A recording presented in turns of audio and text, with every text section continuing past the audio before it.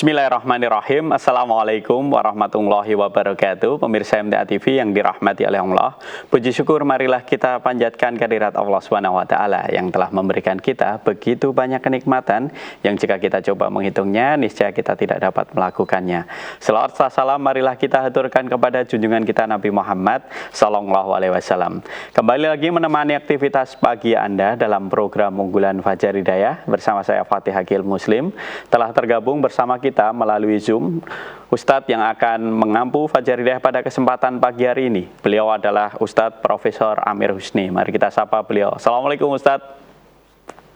Waalaikumsalam warahmatullahi wabarakatuh. Ya, kabar sehat untuk pagi ini Ustadz ya. Alhamdulillah sehat Mas. Ya, semoga Ustadz selalu diberikan kesehatan oleh Allah Ustadz ya. Pada kesempatan pagi ini kita membahas tentang tema apa Ustadz? Salah satu yaitu waspada dengan fitnah dunia. Ya. Waspada dengan fitnah. Baik pemirsa MTA TV yang dirahmati oleh Allah, kami mengundang Anda sekalian untuk bergabung bersama kami melalui line telepon di 02716793000 atau Anda dapat mengirimkan pertanyaan tertulis Anda melalui line SMS atau WA di 08112553000. Namun sebelumnya siapkan catatan dan mushaf Anda. Mari kita simak tausiah dari Ustadz Profesor Amir Husni. Silakan Ustadz. Assalamualaikum warahmatullahi wabarakatuh. Alhamdulillah, alhamdulillahirabbil alamin. Nahmaduhu wa nastaghfiruh wa na'udzu billahi min syururi anfusina wa min sayyiati a'malina. May yahdihillahu fala mudhillalah wa may yudlil fala hadiyalah. Asyhadu an la ilaha illallah wahdahu la syarikalah wa asyhadu anna Muhammadan abduhu wa rasuluh. Allahumma sholli ala Muhammad wa ala alihi wa ashabihi ajmain. Saudaraku, para pemirsa TV dan juga pendengar radio yang berbahagia, yang saya hormati rahmatullah.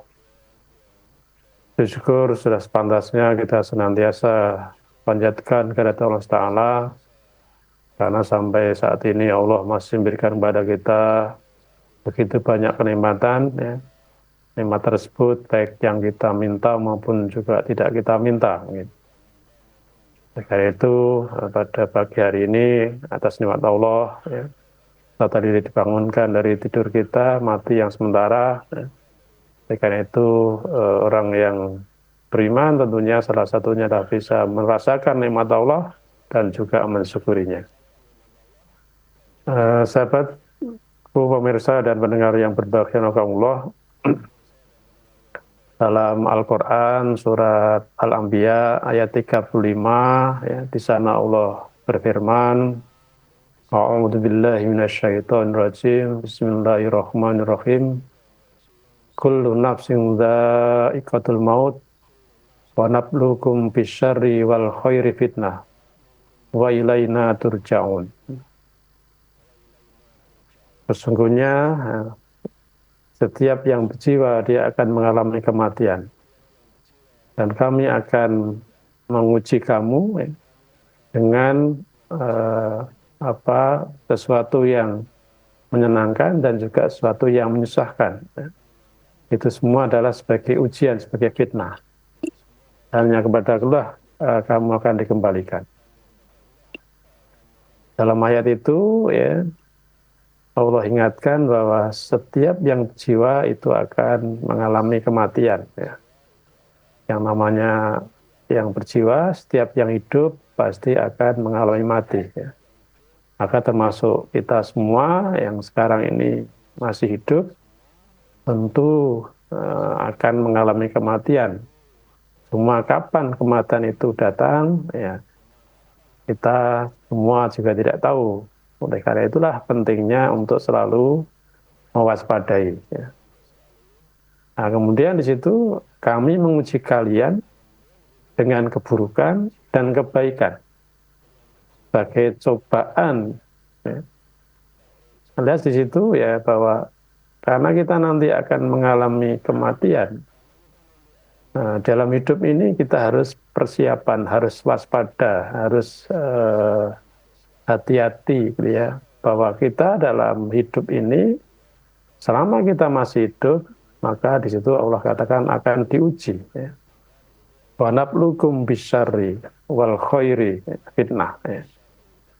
Dalam hidup ini kita akan menghadapi fitnah. Fitnah yang berupa sesuatu yang keburukan, juga sesuatu kebaikan. Jadi ujian, ya, di situ berarti tidak hanya sesuatu yang menyusahkan, bahkan yang menyenangkan juga bisa jadi ujian kita. Ya. Maka di situ sebelum kita mati, di situ ya Allah ingatkan bahwa dalam hidup ini Allah akan menguji kita dengan sesuatu yang mungkin tidak menyenangkan atau sesuatu bahkan bisa juga sesuatu yang menyenangkan. Ya. Maka itulah perlunya kita waspada. Ya. Segala sesuatu yang kita hadapi, ya, baik kesenangan maupun kesusahan adalah bentuk ujian, ya, untuk fitnah tadi. Ya. Rasulullah pun juga pernah mengabarkan bahwa menjelang akhir zaman, dunia tidak akan tersisa kecuali dengan dipenuhi dengan bala dan fitnah. Gitu ya. Dahulu ketika awal-awal dulu muncul televisi, gitu ya, televisi sempat menjadi fitnah yang melalaikan manusia. Ya. Kalau kini fitnah itu berpindah ke tangan, ya, setiap orang melalui gadgetnya. Ya. Kalau dulu awal sekitar tahun 70-an itu kan televisi sangat terbatas gitu ya, sehingga orang harus kalau mau melihat TV pun harus ke tempat tertentu. Kemudian setelah itu ya TV mudah didapat, ya. Nah, itu bisa salah satu menjadi sarana melalaikan. Nah, kini dengan adanya gadget itu juga bisa menjadi fitnah. Ya. Dulu manusia perlu pergi pasar untuk berbelanja, ya. Sekarang pasar itu sudah di genggaman tangan, ya, melalui marketplace, ya. Sehingga akibatnya, ya, rumah-rumah terkadang seperti pasar, ya, karena ramai dari paket kiriman, gitu ya. Oleh karena itu kita perlu waspada, perlu hati-hati dengan adanya fitnah gadget ini. Ya.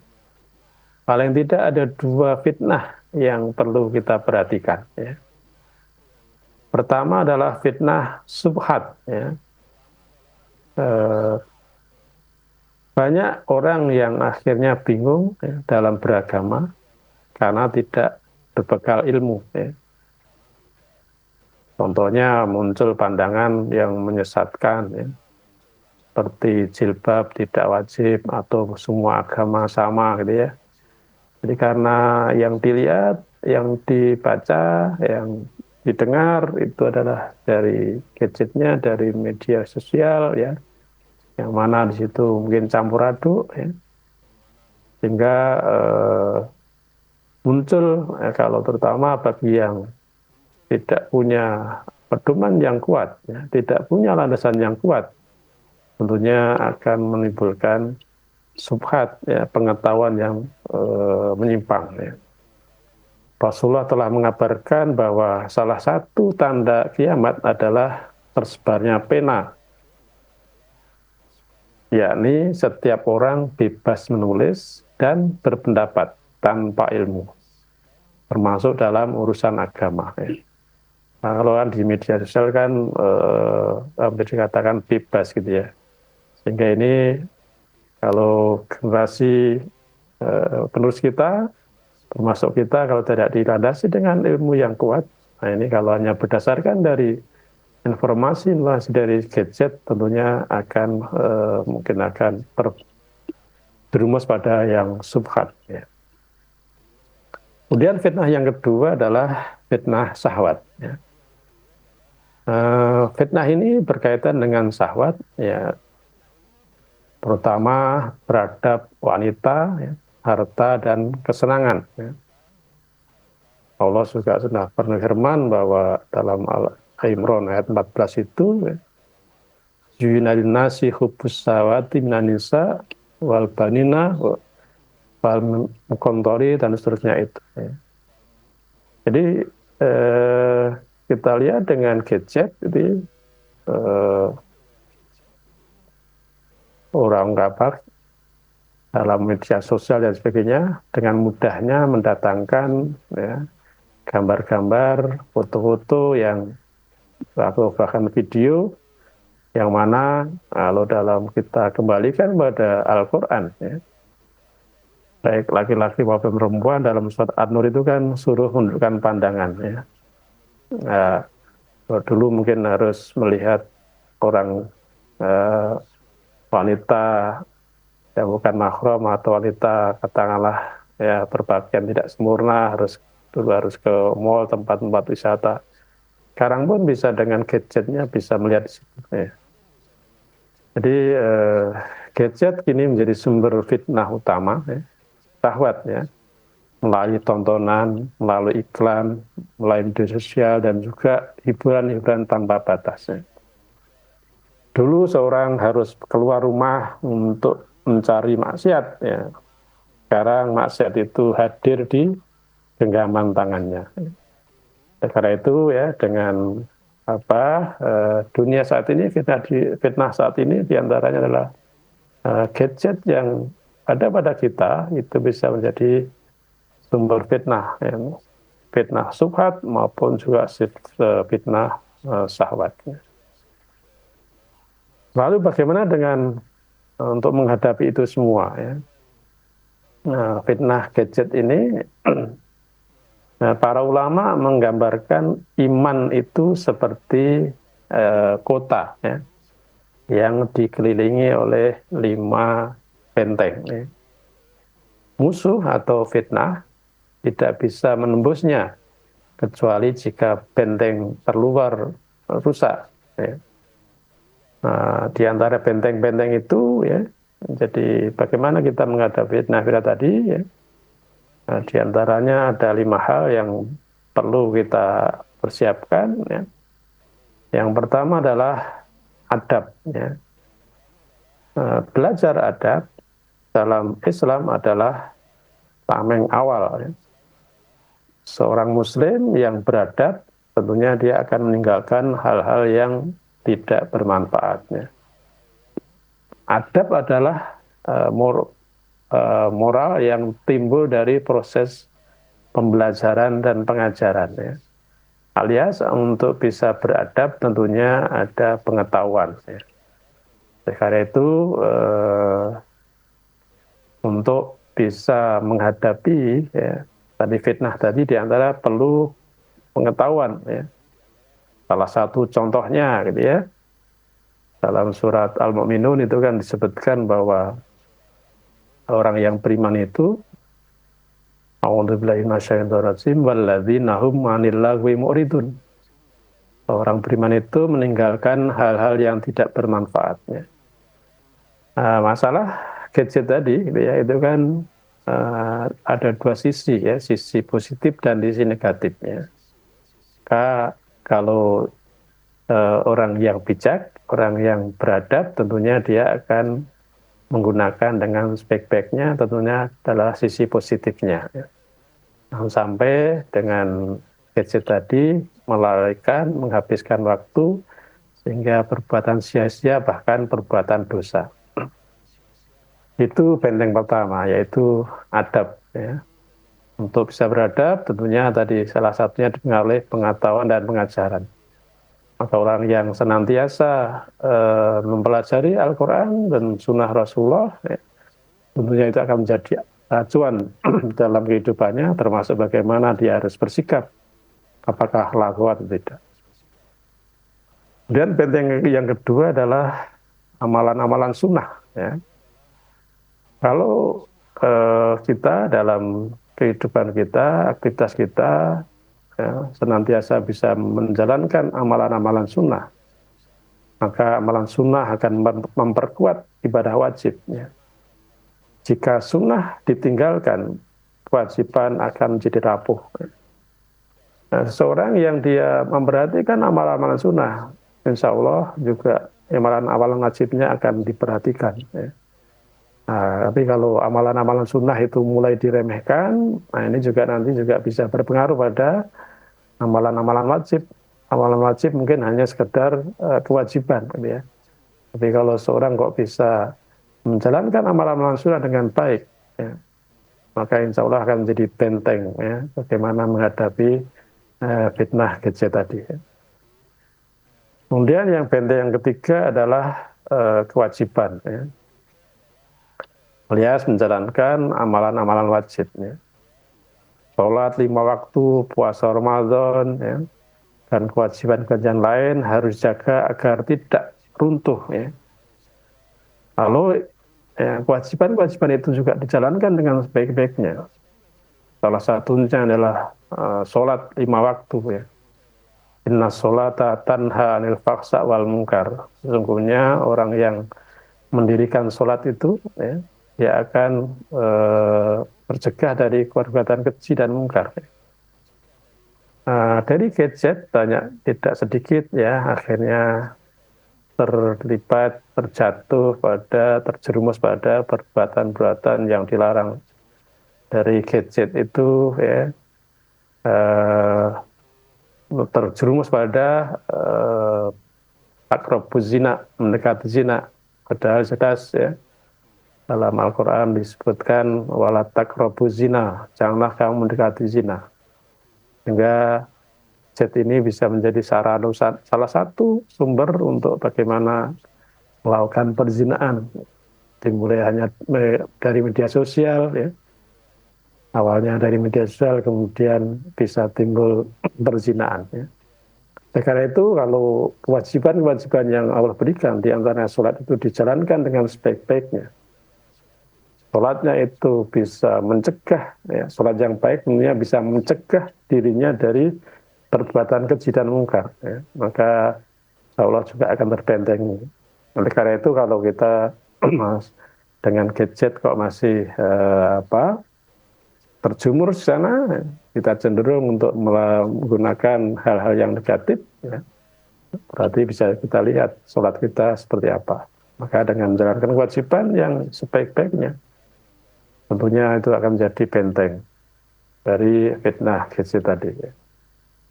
Kemudian yang keempat adalah benteng keempat adalah keikhlasan. Ya.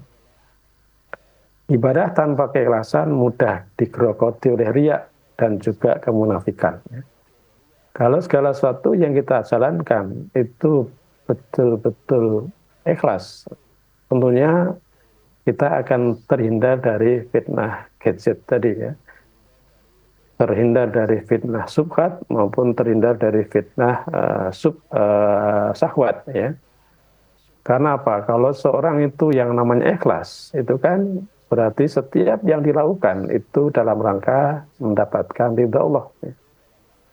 Maka mari kita tanya masing-masing, kalau kita membuka HP, menggunakan HP itu kira-kira niat karena Allah atau nafsu kan gitu ya.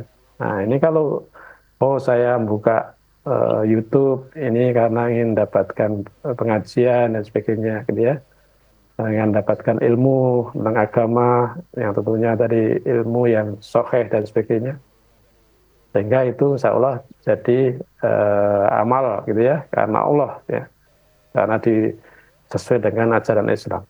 Tapi kalau dalam di awalnya tidak diniati karena Allah, lah ini nanti akan banyak godaan di situ ya.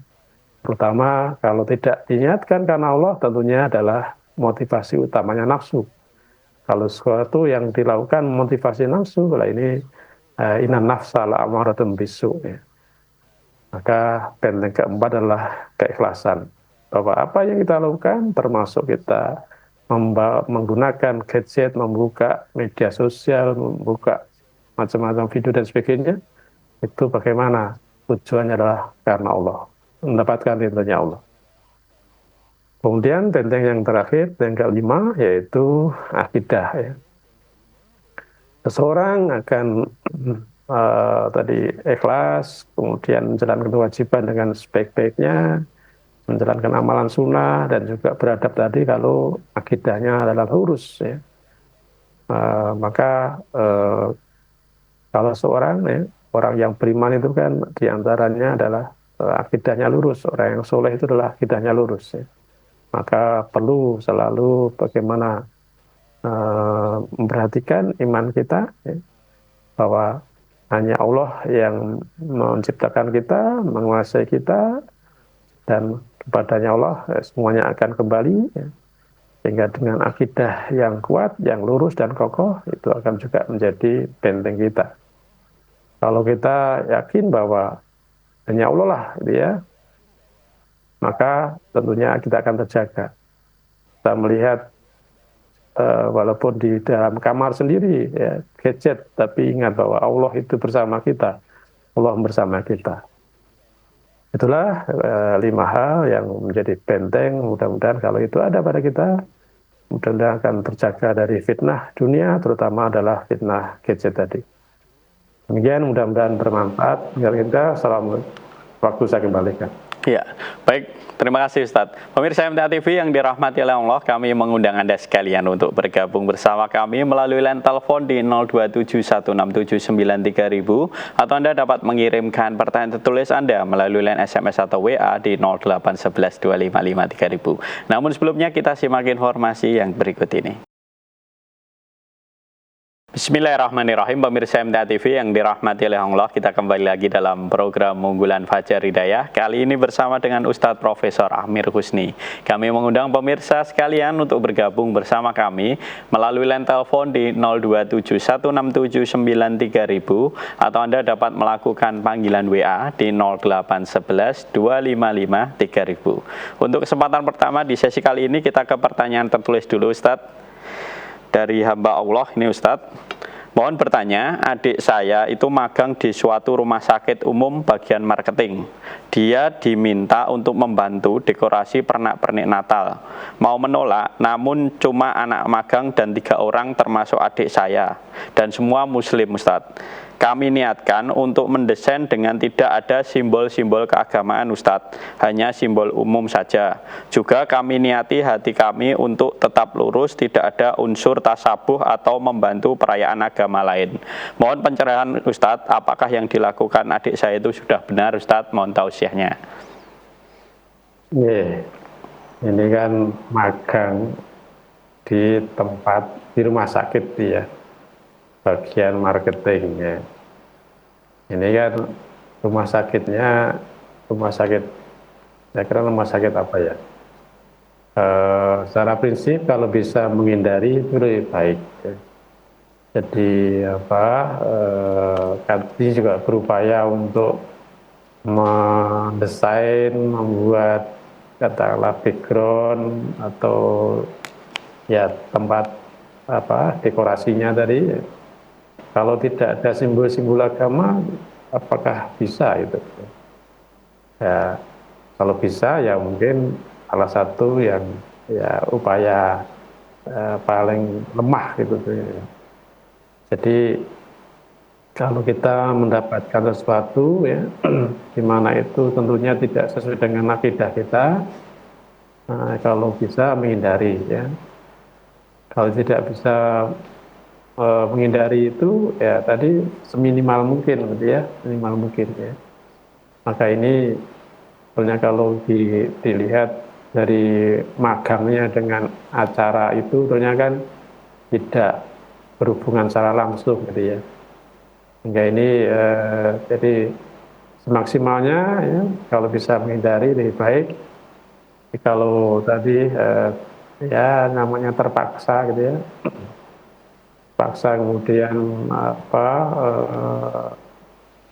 mau berusaha untuk mendesain gitu ya. Tapi itu ini kan baru mau terlaksana ya. Jadi Desember kan masih nanti ya akhir tahun perayaan Natal itu kan. Nah, di sini tadi kan mungkin menghias gitu ya, menghias rumah sakit. Beda halnya kalau nanti itu tempat itu adalah dipakai untuk tempat perayaan Natal gitu ya. Jadi kalau hanya untuk menghias pernak-pernik mungkin tidak ada simbol-simbol keagamaan. Nah itu kalau memungkinkan, nah itu adalah katakanlah terpaksa tadi gitu ya. Tapi kalau bisa menghindari itu dengan lebih baik. Demikian, mudah-mudahan saya paham. Ya, kami masih mengundang pemirsa sekalian untuk bergabung bersama kami melalui line telepon di 02716793000 atau Anda dapat melakukan panggilan WA di 08112553000. Kita sapa pemirsa yang telah terhubung. Halo, Assalamualaikum. Waalaikumsalam warahmatullahi wabarakatuh. Ya, dari siapa di mana? Pak Tunggal di Tulung, Mas. Ya, silahkan Pak Tunggal. Gini Ustaz, sholat itu Kak, sholat wajib itu saya itu jarang kalau jamaah ya, jarang sampai doa yang terakhir itu ya Allahumma ini a'udzubika minal khubuthi pokoknya doa yang terakhir itu jarang saya baca, soalnya sholat keduluan sama imamnya.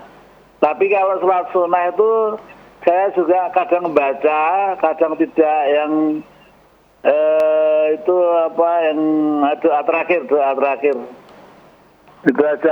Gimana Ustaz ya? Ada contohnya enggak ya kalau nggak baca itu? Itu aja, makasih. Assalamualaikum.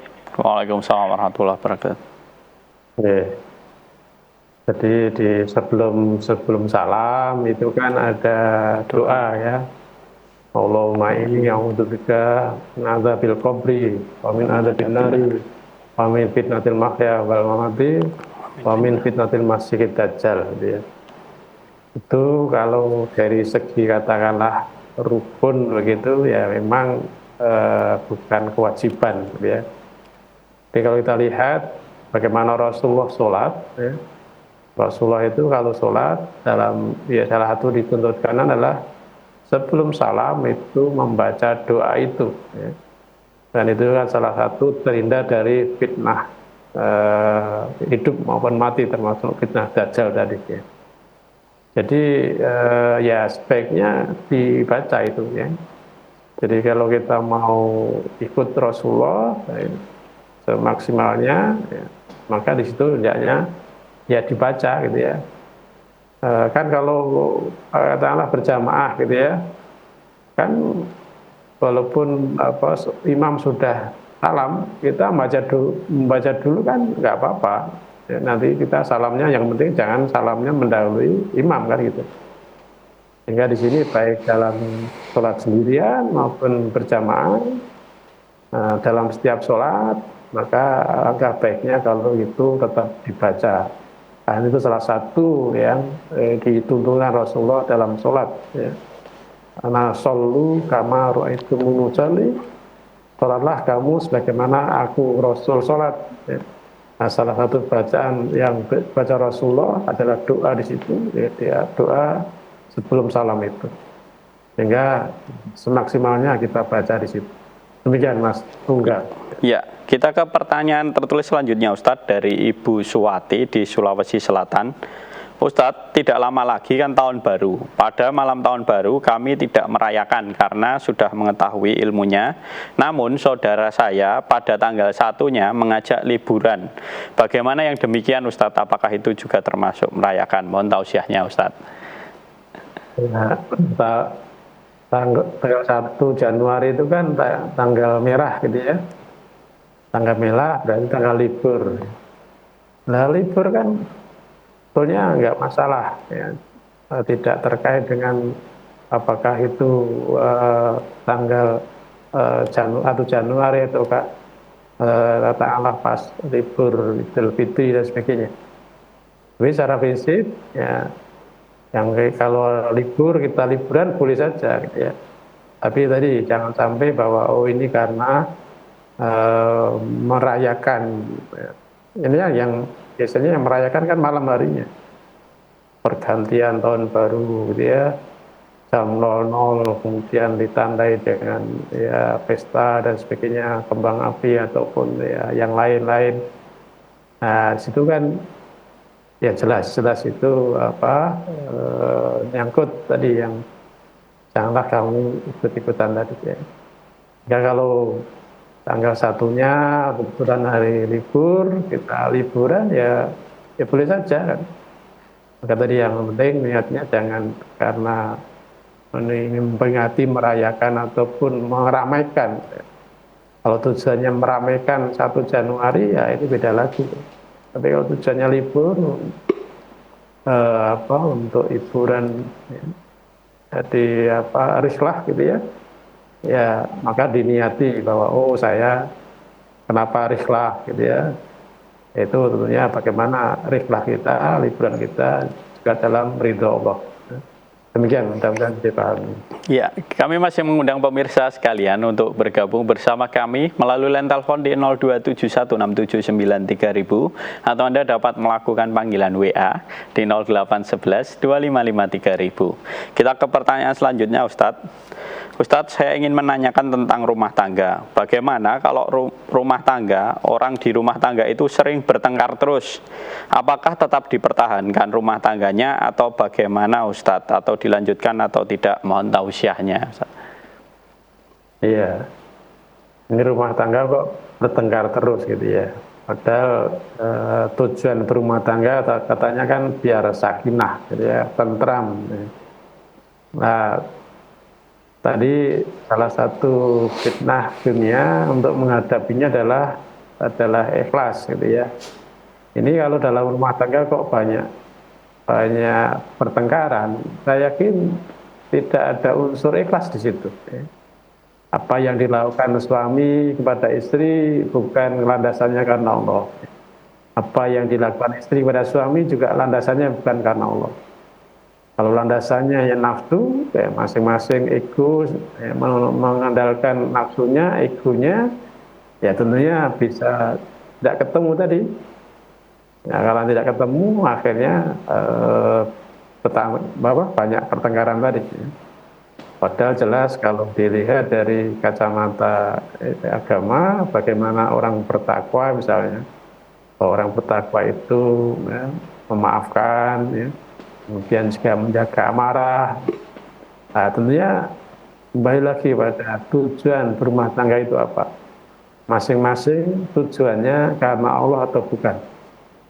Kalau masing-masing tujuannya sudah berbeda, yang satu karena Allah, yang satu karena nafsu, nah, bisa jadi tidak ketemu. Nah, kalau sudah tidak ketemu, ya kenapa harus dipertahankan gitu ya. Maka sebetulnya yang pertama tentunya masing-masing introspeksi. Tujuan berumah tangga tadi apa? Ya? Apakah karena ini mendapatkan ridha Allah dengan cara rumah tangga itu menjadi ibadahnya? Karena dalam kalau orang itu menikah itu kan separuh takwa gitu ya, separuh agamanya gitu ya. Sehingga sebetulnya dengan nikah itu harusnya menjadi penjaga agamanya gitu ya. Tapi dalam perjalanan kalau masing-masing tadi salah satu atau dua-duanya tidak karena Allah, ya akhirnya mungkin banyak pertengkaran tadi. Ya. Maka kalau bisa dikembalikan, diluruskan kepada Allah bahwa dalam berumah tangganya karena Allah, mudah-mudahan pertengkaran tadi tidak akan terjadi lagi, gitu ya. Maka ini sebaiknya ya kalau bisa itu ya diluruskan dulu, kalau bisa dibenahi bahwa hanya karena Allah, ibadah kepada Allah.